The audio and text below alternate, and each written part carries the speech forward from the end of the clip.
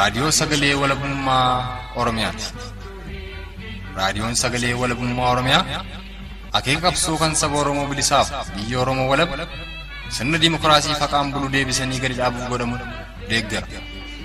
Akeeka qabsoo kana babal'isuufis hojjeta. Birmadummaan Oromoo dafqa dhiigaaf lafee ilmaan Oromoon dhugooma jedhee amana. Dhaggeeffattoota isaas wareegama qaalii kanaaf kakaasuuf carraaqa. Kun raadiyoo sagalee walabummaa Oromiyaati.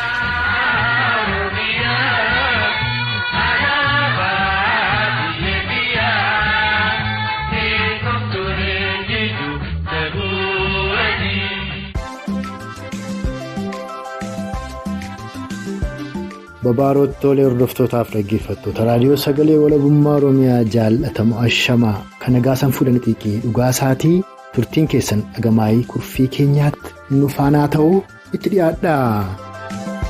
Uummanni diinaa sun baay'ee guddaatii fi qaddiinii akka kibba Oromiyaa kanatti iyyuu itti addadatti waraana jabaa inni qabteessas tokko ammoo waraanii cibaa Soddonbooroo tarkaanfii ilaalessa sun irratti fudhatee abdii kutachiisee jira. Lolli guyyaa lama guutuu walirra hin citin gaggeessuun iddoo sunan barbadeessee qabatee jira.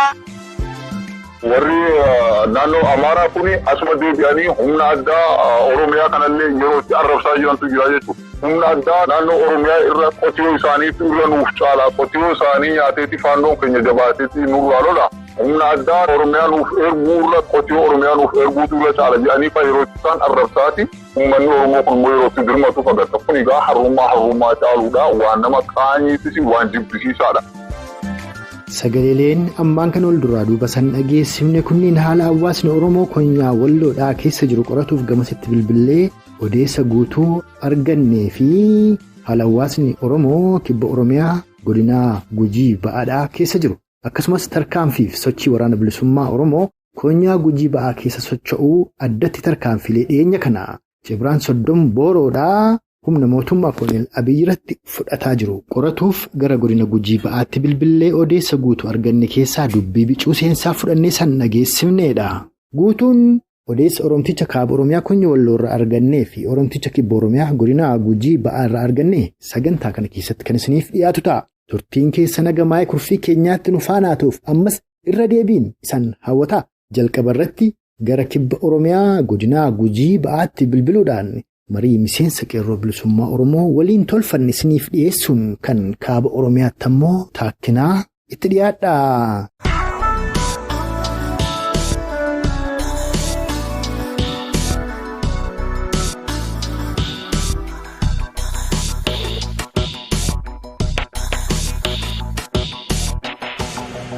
Qeerroon bilisummaa Oromootii fi waraanni bilisummaa Oromoo qabsoo keessaa falaa walitti hidhee socho'aa jira.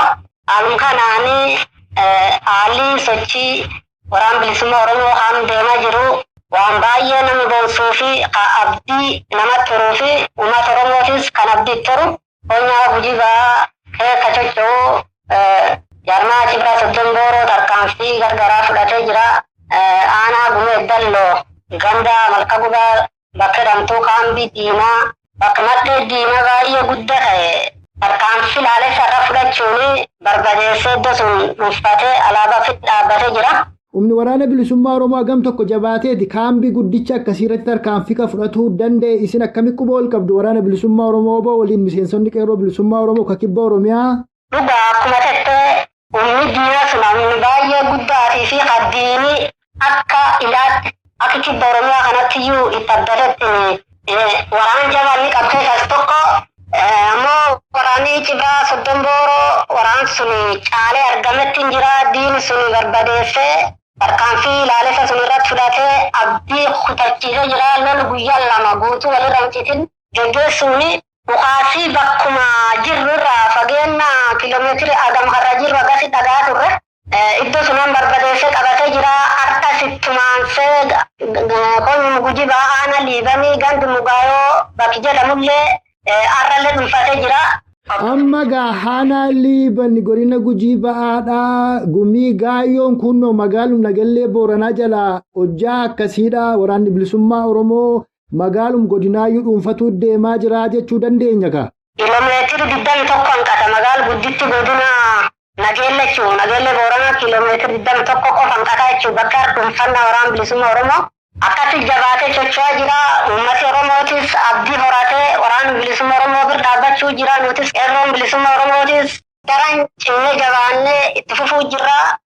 Haalli jiru haal baay'ee abdachiisaa fi kadura muceessus akkasumas uummata Oromootiifis abdii kan kennuu fi waan baay'ee namatti toluu fi abdii nama irratti toluu jechuudha. Bareedaa dhagaa amma akka waraana bilisummaa Oromootti jaarmiyaan ABO WBOdhaan hoogganamuu kora dhiyeenya kana taa'e irratti ibsa garaagaraa baaseera. Of haaromsee hoogganas of keessaa fudhatee gara fuulduraatti tarkaanfatuuf akka mootummaatti of yaadee maaliif akka qabsaa'u akeekaaf galma qabsoo bilisummaa Oromoo dhallee kaayatee itti deemaa jira. Isinoo akka miseensa qeerroo bilisummaa Oromootti warraaqsa galaana uummataadhaa daran finiinsuuf maal yaada qabdanii? Dabalataan immoo maal jettu isin amma ibsaa karaa ajajoota ol aanoo ABO WBOdhaa bahe kana agam tokko quba qabdu? Waan kana quba qabnaa haali jiru baay'ee nutti tolee jira. Wanni tokko akka qeerroo bilisummaa Oromootti qeerroon bilisummaa Oromootis waraana bilisummaa Oromoo cinaa dhaabbannee karaa deeggarsa gargaraa ta'uu sooshaal miidiyaaniif haali jiru baay'ee namatti tola. Haa ta'uuti ammoo ajaja olaanaa ABO ibsaa isaan dhiyoo kan baasanii hor gubbaa isaan turan nageenya jirra. Ammoo qaamoleen tokko paartootii gargaraa maqaa ABO kanaan ijaaramanii sooshaal miidiyaa kanarratti baay'ee nu rakkisa turani beekta. Meeqa ama akkam? Humna addaa Oromiyaa fa'aa ijaarree jirra. WBOn hooggansayyuu hin qabu. Hooggansa isaa nutti uumee hooggansitti goonaa injiarraa WBOn hooggansi hin qabu waan jedha irratti baay'ee qeerroo bilisummaa Oromoo nu rakkisa ture. Wanni kun uummataafis hubachiifnus miidiyaa irra baanii waan dabarsaniif baay'ee nu rakkisa ture. Amma gaa ibsa ajajaan olaanaan ABO WBOdhaa baase warreen farra qabsoo bilisummaa Oromoo ta'anii ammallee deebi'anii nutu WBO ijaaree WBOn inuma WBO jedhamuu hin qabu raayyaa ittisa Oromiyaa jedhamuu qabaa fi bifa garaagaraan waan deemaa turetti furmaata godheedha kartii jettu amma ibsi ajajaan olaanaan ABO WBO baase kun. Baay'ee deebii ga'aa ta'ee furmaata ta'ee argame kana ummi adda ijaarree ABO wanti jedhamu hin jiru. ABOn kan duraan Jawaar Mohammadii fi Baqqalaa Garbaa fa'aan galchanii waggaa 3 keessatti umni nu ijaarree ABO wanni jedhamu hin jiru. Ummittis Oromiyaa nutti ijaareedhanii uummata burjaajessaa kan turanii haalli har'a hojjetamu kun furmaataa fi deebii ga'aa jennee amannaa jechuudha qeerroo bilisummaa Oromootti. Hayyee horii buligaa gama waraana bilisummaa Oromoo WBOn takkaa ajajoota olaanoo waraana bilisummaa Oromoo ibsa isaan baasanirraa waan galmaaf akeeka qabsoo bilisummaa Oromoo irratti waan jedhan qabu. Isin akka miseensota qeerroo bilisummaa Oromootti maaliif kasiin qabsaa jirtan aarsaa kan isin baasaa jirtan maal argamsiisuu fi itti dhiyeenyaan immoo akka miseensota waraana bilisummaa Oromoo WBOn walquba qabdanitti galmi qabsoo bilisummaa Oromoo eessa impaayera Itoophiyaa dimokiraatessuu moo biyya Oromoo Oromiyaa walaboomsuuf kan isin qabsaa'aa jirtan? Akkuma kaayoo fi akeeki adda bilisummaa Oromoo irratti hundoomee biyya Oromiyaa walaboomsuu fi uummata Oromoo cunqursaa fi saamicha ajjeecha jala baasee Oromoo walaba ijaaruu alatti Itoophiyaa wanni jedhan suni qeerroo bilisummaa Oromoos bira hin jiru. Uummata Oromoos illa keessa hin jiru. Kun ifaa jechuudha. Hayyeegaa keessumaa dhimma akeekaaf galma qabsoo bilisummaa Oromoo kana irratti kana durallee akkuma dubbataa turre irralleen irra deebinee dubbanna. Sababiin saasii qaamni qabsaa'u tokko yoo akeekaaf galma qabsoosaa hin beenne kara deemaan dhufe ittuma dhufeetu burjaajessaa kun mooraa qabsoo bilisummaa Oromoo keessa yeroo garaagaraa uumameera. Ka durii yoo dhiifne kanuma yeroo darbeedhaa kan qabsoo qeerroof qarreen bilisummaa Oromoo finiinsan kan bara 2014-15-18 deeme ka gufachiise hawaasa Oromoo galmaaf akeeka qabsoo bilisummaa Oromoo wallaalchisu akka waan Oromoon impaayera Itoophiyaa dimokiraatessuuf qabsaa'uu fakkeessu ammalleen waan qabsoo karaa nagaa awweensuu namoota maqaa ayyootaa fi qaamota garaagaraan deemaniin burjaajiin uumamee galmi qabsoo bilisummaa Oromoo gufatee aarsaa dabalataa fi sin saaxile meesa kanarratti maal gorchita hawaasa Oromoo miseensa qeerroo bilisummaa Oromoonis maal jetta? Baay'ee galatoomne kunis akkuma beekamu baroota hedduu keessa dogongorri kun uumamaa ture. Haa ta'uuti ammoo uummati Oromoo dogongoroo duraan dabranii fi qeerroon bilisummaa Oromoo illee dogongor duraan dabran kana irra baratu enne hubanna. Uummati Oromoo dhaabota gargaraa uummata Oromoo dogongorsiisanii waan bilisummaa Oromoo eeggalanii armaan dur diigamsa gargaraa uumanii mootummaa ce'umsaa jedhanii baroota armaan dur darbiin kufelle irratti dogongora akkasiitiin qabsoon uummata Oromoo itti dadhabee jaallan qaaliin hedduun itti wareegamanii qeerroon bilisummaa Oromoo hedduun itti wareegamtee qabsoo kan aadaa turanii ammaaf ammoo hadabirraa waan barannuu fi uummati Oromoo waan kana yeroon isin duraanuu harkaan bahaa turte kan injifannoo uummata Oromoo harkaan bahaa bilisummaa Oromoo bakki isiin itti hatamaa turte qabsoon itti hatamaa turte dhiigaaf lafee jaallan qaxaalliin hagame jiruuf itti dhabani ata turanii iddoon sun amma gubbaa geenye jirra. Uummati Oromoo qeerroon bilisummaa Oromootii fi waraanni bilisummaa Oromootis fuula kana ufeegannoo fi wal hubannaa fi akkasuma wal dhageettii fi ciminnaan jabaatee haayoo fakkee fi irratti cichee harka wal qabatee bakka kana ceesisuu qabnaa jedhee dhaamsa fi dabarfachuu barbaada. Hayyee ulfaadhu waan mootummaa ce'umsaadha akka durii kaafteetta ka durii osoo hin taane ammas mootummoonni warra dhiyaa Ameerikaaf kan gara Irooppii kuni waan mootummaa ce'umsaa kana hundeessuudhaa dubbataa jiru jedhama dhiyeenya kana mootummaa ce'umsaa kanatti ammoo warra akkasii Abiraafaa Lammaa Magarsaafaa qaamonni kabiraan illee kan keessa jiran hundeessuuf akka isaan deeman gama Oromoonis ammoo mootummaan ce'umsaa kun dubbatamaadha tureera dhimma mootummaa ce'umsaa kana irratti waan jettu yoo qabaatte ni jetta dabalataan waan waraana bilisummaa Oromoo wooboo jabeessaa waan miseensota qeerroo bilisummaa Oromoo jabeessaa irratti yaadaa dhaamsallee yoo qabaatte ni dhaammattaa ammaaf gaaffiin qabu armarrattan obbaasa. Ayyee galatoon ulfaadhi waan mootummaa ce'umsaa kan irratti mootummaan ce'umsaa wanni jedhan kunini qabsoon bakkum jiru taa dhaabbatu jechuun malee waan uummata Oromoo ceesu isaatii miti mootummaa ce'umsaa wanni jedhan kun uummata Oromootiif fayyadu shira diinotii hedduun keessananii itti fayyadamaa turanii kan mootummaa gargoonfataa impaayeruu Itoophiyaa kan duraan ijaaramu kanaa fi yeroo hedduu mootummaa ce'umsaa of ijaare akkasitti fayyadamaa ture carraan uummati Oromoo qabu tokkottiin isaa harka wal qabatee woboo jabeessee shira diinotii gargaraa paartilee gargaraa ijaaranii afaan faajjessanii oliif gadiraa sana kana dhageeffachuu dhiisee bilisummaa isaa gonfachuu alatti mootummaa ce'umsaa wanni jedhanii akka uummata Oromootii fi bu'aa tokkollee hin qabne uummati Oromoo jabeessee kan hubachuu qaba. Kanaaf dhaamsii hanqabu dhumirratti yeroon hamma kunini yeroo qabsoo bilisummaa Oromoo xumur itti goonu aarsaa waggoota hedduu fi kaffalaa turre itti dararamaa turre itti dhamaa turre itti gubachaa turre qeerroon bilisummaa Oromoo harki duwwaa dur dhaabbatanii wareegamaa turanii waraanni bilisummaa Oromoo bosona galee lola ture uummati Oromoo itti gubatee itti dhaanamee jecha ture harka xumur gubbaa waan jiruuf harka wal qabannee bilisummaa keenya labsachuu fi bilisummaa keenya gonfachuu fi injifannoo keenya xumur godhuu irratti jabaannee itti fufuu qabnaa jedha Oraabulaa Galatooma.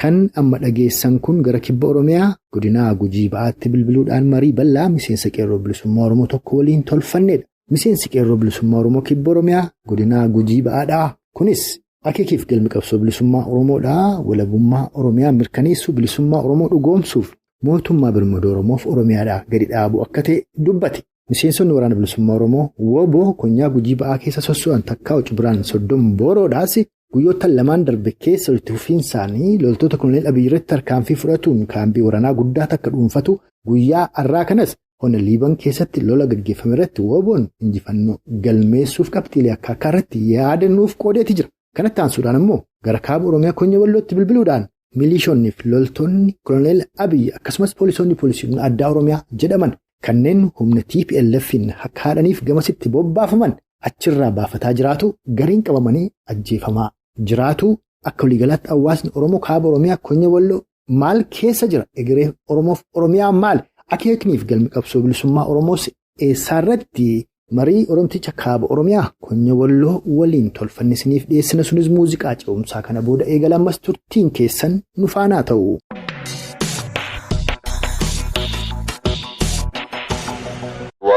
Uummata Oromoo kana keessattuu kaaba Walloo kanarratti walgi'eeffaa taateen asirratti godhamaa jiru lafa kanarratti fafa gurguddaatu dalagamaa jira lafichumaafuu hin tolu uummanni waan jedhu dhabee waan godhus dhabee humna isaatii ol ta'e bakka kanatti kaaba Oromiyaa kanarratti lola kallattii hedduutu gaggeeffamaa jira. Innis tokko warri TPLF garasiin as lolu kanarraan immoo warrummaan akka warra TPLF lolaniif dirqamaan milishootaa fi humna addaa akkasumas uummata ijoollee haadha hiyyeessaa karaarraa guuramanii Oromiyaa keessaa godinoota adda addaarraa guuramanii dhufan bakka kanatti gaafa lolli kun humna isaaniitii olitti gaafa itti ta'u of duuba dheessuutu jira. Of duuba gaafa dheessan ammoo duubarraa kan jiru immoo raayyaan ittisa biyyaa warri gariin keessaa ajjeesaa jirantu jira.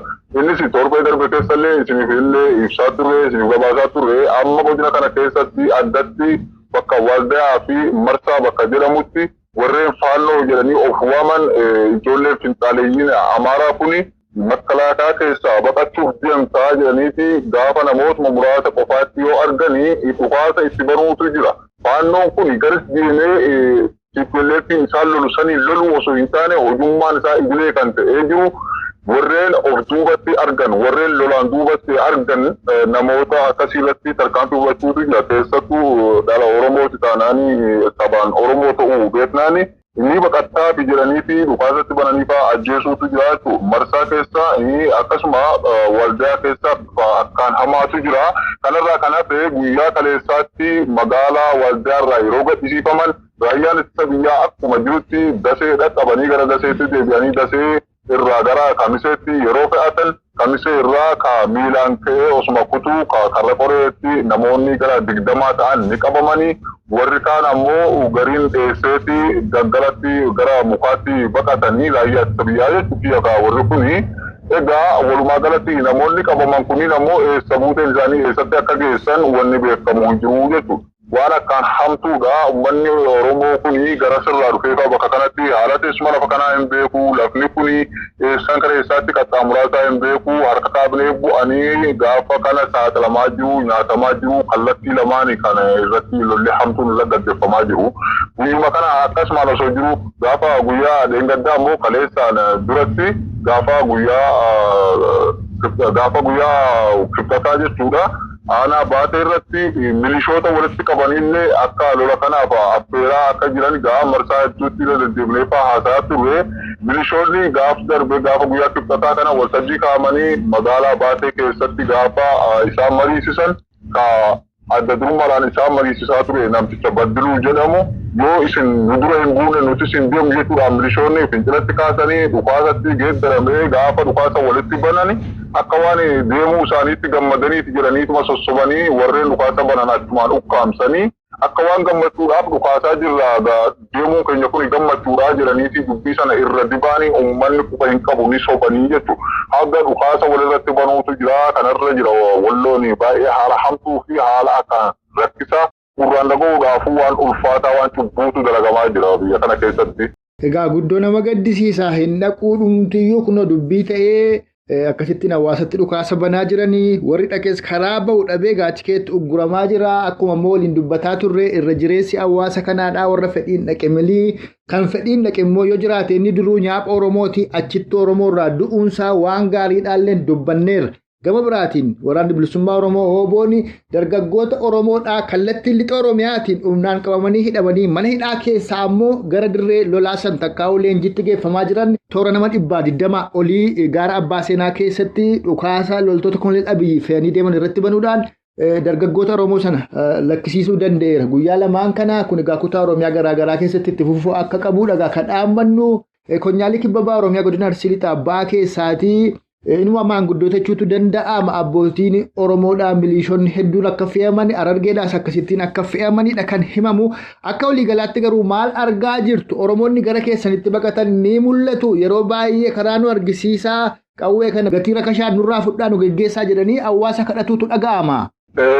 Kun sirnaan haala adda ta'een babal'ateeti kan jiru qawween meeshaan kun amma agartu kun qawween kilaashiin haga 100 haga 80 ka gurguramaa ture yeroo ammaa kana sababuma isaan baqannaa abbaa isaanii yeroo itti 20 gatiin olaanaan isaan amma itti bakki itti bitan haga ammaatti odeeffannoon nuti qabamu kanarraa hafe wayaadhuma nurraa jijjiiraati wayaa sibiilii nutti kennaadhaa meeshaa nurraa fudhaa jedhaniifaa tiraanspoortii qofa fudhataniifaa yeroo itti bakka kanarraa itti baqachaa jiran keessatti jira jechuudha.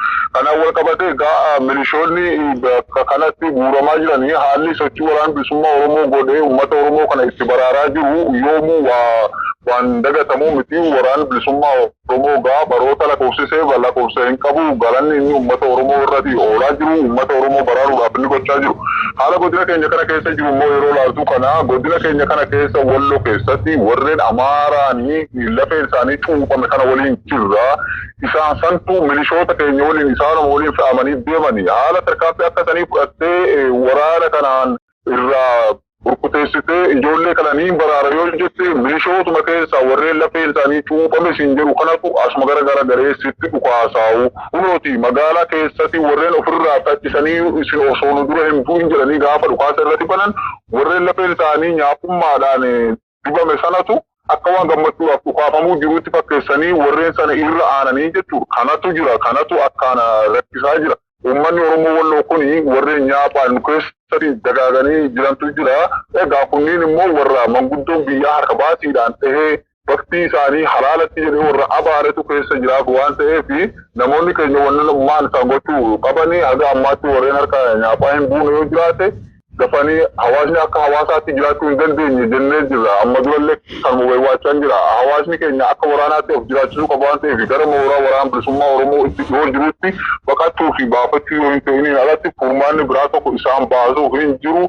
Akka waraana bilisummaa Oromoo zoonii kibbaatti, zoonii lixaatti, zooniilee garagaraatti tarkaanfii fudhatee ijoollee baraaruu jiru sana baraaruudhaaf asitti yoo niin baraara jette lubbuuma namoota niin dandamachiisa jettuu sana gaaga'uutti si geessaa jechuudha. Sababni isaa milishootummaan isaan wajjin deemaa jiran ammallee warra lafeen isaanii nyaapummaadhaan cuuphametu isaan waliin jiraa fi kanaaf yoo biyya tikfachuu ammoo yoo dhugaadhaan biyya tikfachuu osoo akkasitti asirraa wal fe'anii bakka sanatti deemuudhaan gara warra tippelleetti kana loluudhaaf achitti deemuu osoo hin taane raayyaa ittisa biyyaa ta'uu osoo hin taane asitti bakka jirutti hidhatee waraana bilisummaa Oromoo cinaa yoo dhaabbate irra biyya eeggachuu danda'a. Naannoo irra jiruun ganda isaarraan yoo hidhate biyya isaa tikfachuu danda'a. Birmadummaa biyyaa akkasanitti kabachiisa malee lafa hin beekne asirraa waldaa keessa deema. Raayyaa keessa garas kutaal meeshaa gurguddaadhaan lafarraa isaan kaasaa jira. Jumlaadhaan dhumuurra tokko kan seenaa isaaf qabu waraana bilisummaa Oromoo cinaa dhaabbatanii bakka kanarratti lafa ofiirraa ummata ofii cinaa dhaabatanii yoo wareegamantu irraa ulfinaa jechuudha. Bakka kana asirraa ka'anii gaafa achitti deeman beeki ati warummaan immoo warri naannoo Amaaraa kuni asuma deebi'anii humna addaa Oromiyaa kanallee yeroo itti arrabsaa jirantu jira jechuudha. Humna addaa naannoo Oromiyaa irra qotiyoo isaaniitu irra nuuf caala. Qotiyoo isaanii nyaateeti faannoon keenya jabaateeti nurraa lola. Humna Oromiyaa nuuf erguurra qotiyoo Oromiyaa nuuf erguutu irra caala jedhanii fa yeroo isaan arrabsaati. Uummanni Oromoo kun immoo yerootti dirmatu fagata. Kun egaa harrummaa caaluudha. Waan nama qaanyiitis waan jibbisiisaadha. Kanarraaf of eeguu qaba sabni Oromoo ilmi Oromoo tokko. Hayyee gama biraatiin yeroo achi duulli irratti banamee jiru poolisoonni poolisii humna addaa Oromiyaa jedhamtu kunii fi miliishonni sakattaa waraana bilisummaa Oromoo obbo jechuudhaan kutaalee Oromiyaa garaagaraa keessa socho'aadha jirti. Keessumaa kibba Oromiyaa godina Gujii ba'aa keessa sochootee haleelamteetti lixa Oromiyaattis naannoo Gimbiitti Najjootti gara Abbaa Seenaatti waan wal fakkaataa kan raawwataadha jiru. Keessumaa dhiyeenya kana ajajoonni olaanoon waraana bilisummaa Oromoo obboodhaa kora tokko gaggeeffatanii akka turan koruma sanallee fashaleessuudhaaf humna guddaa bobbaasanii akka haleelamantu dhaga'ama. Aga yoomiitti warri kun dammaqiinsa dhabanii bifa kanaan lafee isaanii barbaadu qaama isaaniif qabsaa'u aga yoomiitti adamsu Oromoon isa kanarra aanuuf maal godhuu qaba irratti osoo yaada kennuu qooddee.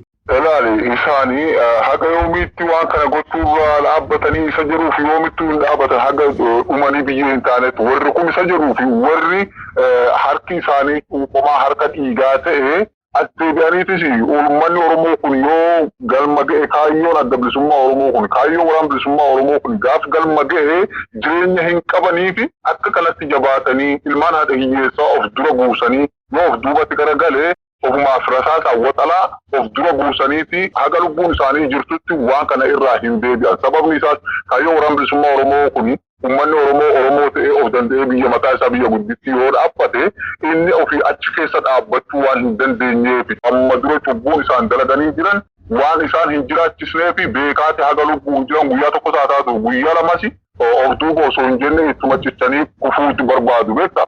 Kanarraa hafe ilmaan haadha hiyyeessaa waan kanarraa quba hin qabne dirqisiifamanii yeroo itti fa'amantu jira. yoomuu hin dhaabanis illee irraa abdii hin qabnu warreen hojii kanatti jiranii.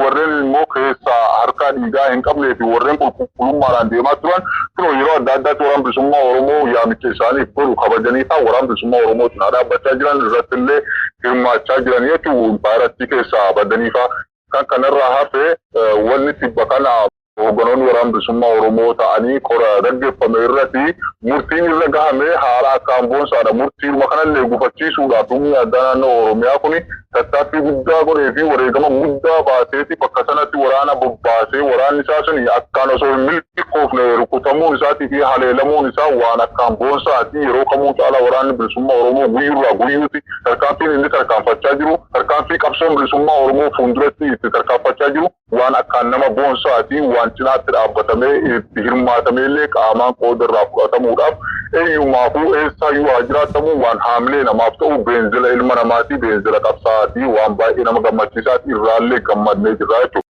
Korri taa'ame kun egaa akka miseensa qeerroo bilisummaa Oromootti kan itti quba qabdu dhimma akeekaaf galma qabsoo bilisummaa Oromoo irratti waan jedhe qabaa galmiif akeekni qabsoo bilisummaa Oromoodha.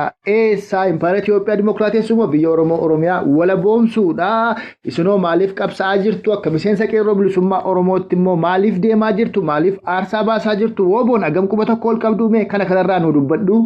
Egaa korri amma dhiyoo kana gaggeeffame kuni impaayera bututtuu Itoophiyaa kana diiganii Oromiyaa gudditti ijaaruudhaaf jechuudha. Biyya Oromiyaa of dandeesse impaayera kana jalaa kolonii impaayera kana jalaa baasanii Oromiyaa gudditti ijaaruudhaaf walitti dhufameeti walitti hidhata qeerroo bilisummaa Oromootii fi waraana bilisummaa Oromootiin ijaaramee jechuudha.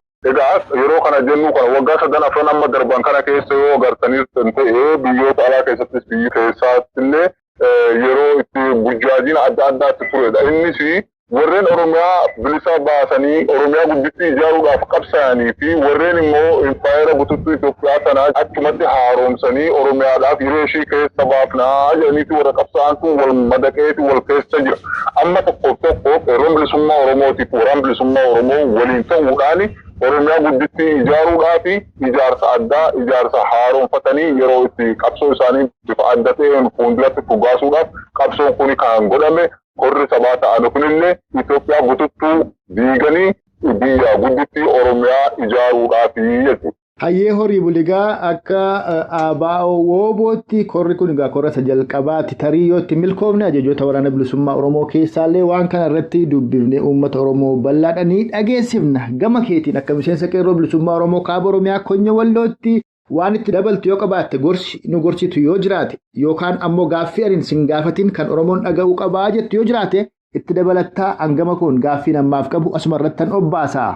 Hayyee egaa ani gama kiyyaanii wanti ta'uu qabaa fi wanti Oromoon marti akka dhaga'uuf barbaadu tokkittiin warreen yeroo ammaa kana mootummaa cehumsaa ijaarra jedhamee biyya ambaa keessatti bakkoota garaagaraatti itti socho'amaa jirutu jira. Innis warra dhihaa kanatu waan kana bixilaa jira.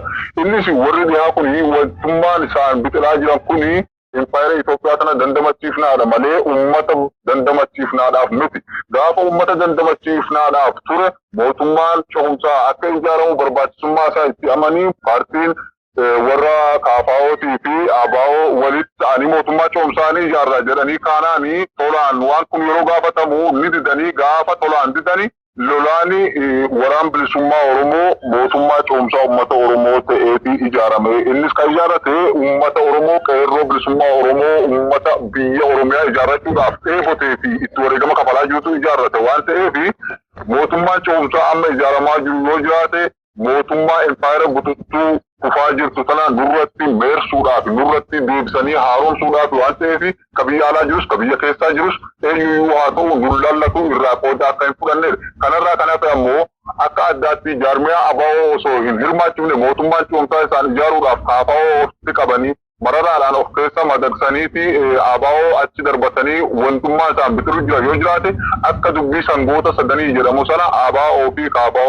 waliin ta'anii mootummaa cehumsaa amma dura ijaaruuf turan sana dagachiisuudhaaf keessaa wal dhabsiisuudhaaf mararaadhaan qabatanii fafakkeessuutti jira waan ta'eef tasumaa'uu nu ilaallatu impaayera Itoophiyaa kan meersuudhaaf yookaan dandamachiisuudhaaf nu dura dhaabbatoo jiraate diina qabsoo bilisummaa Oromoo akka ta'etti ka keessaatis ka alaatis bahaa qabaatu mootummaan amma warri dhiyaa ijaaruudhaaf ka'aa jiru kun mootummaa yeroo kuni diinummaadha qabsoo bilisummaa Oromoo irratti farrummaadha kana ta'uu quba qabaannee gam keenyaan qeerroon biyya keessa jirus ka biyya alaa jirus waan kana kallattii danda'een wareegama barbaachuu qabalee dura dhaabbachuu qaba waraan bilisummaa Oromoo akka mootummaatti ijaarrannee jirra mootummaan ce'umsaa nu ijaarranne immoo kunooti tibba kana bifa adda ta'een kora isaa haaroonfatee uummata Oromoo fuulduratti tarkaanfachiisuu irratti hojii isaa jilee godhatee hojjechaa jira waan ta'eef waraan bilisummaa Oromoo cinaa haa dhaabbannu mootummaan ce'umsaa keenya waraan bilisummaa Oromooti kan aambii dhufeeti warri aambaa dhufee anaatu isin ijaara malee kan isin ijaarrattan hin ta'u jedhuuf isuma sanatti qabsaa jira anatu si beekaa mormine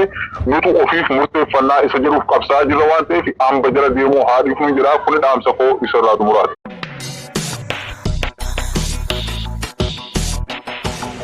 Kan maayisaratti san dhageessifne gara kaaba Oromiyaa Konyaa Wallootti bilbiluudhaan dhimma lola humna mootummaa Koloneel Abiy Takkaa'uu nafxanyaaf humnoota TPLF gidduutti gaggeeffamaa jiru.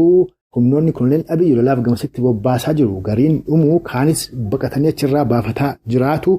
Meeshaaleen waraanaadhaa Takkaa'uu kilaashiin tokko kan kana dura kaaba Oromiyaa Konyaa Walloo keessatti maallaqa Takkaa'uu qarshii Itoophiyaa 120 ture. Yeroo ammaatti agaa 10,020tti gurguramaa jiraatuu fi dhimma akeekaaf galma qabsoo bilisummaa Oromoo irrattis yaada bal'aa Oromticha kaaba Oromiyaa Konyaa Walloo irraa argannee saniif dhiyeessineedha. Kan kaaba Oromiyaa Konyaa Walloo irraa argannee saniif dhiyeessine kanatti dabalataan gara kibba Oromiyaa godinaa Gujii Ba'aattis bilbiluudhaan marii miseensa qeerroo bilisummaa Oromoo godinaa Gujii Ba'aa waliin tolfannes jalqabaa sagantaa keenya irratti san dhageessifneerra. Kanarraaf qindeeffanne immoo harma irratti obbaafneerra. Isan dhaggeeffattoonni keenyas turtii qaataa ilaa ammaan nu faana qabaattaniif horaa bulaa saniin jecha hanga sagantaa keenya yeroo taanuu walitti deebinutti uumaan nama borii nu tolchinnaa.